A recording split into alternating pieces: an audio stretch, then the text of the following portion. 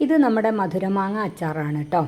അപ്പം മധുരമാങ്ങ അച്ചാർ എന്ന് പറയുമ്പോൾ പലർക്കും അത് പഴുത്ത മാങ്ങ കൊണ്ട് ഉണ്ടാക്കിയ അച്ചാറാണോ എന്നൊരു സംശയമുണ്ട്. അപ്പോൾ അത് ഒന്ന് ക്ലിയർ ചെയ്യാൻ വേണ്ടിയിട്ടുള്ള ഒരു വീഡിയോ ആണിത്. പച്ച മാങ്ങയോ അല്ലെങ്കിൽ ഇത്തിരി ചെനച്ച മാങ്ങയോ പഴുക്കാറായ മാങ്ങയോ ഇതിന് വേണ്ടിയിട്ട് എടുക്കാം.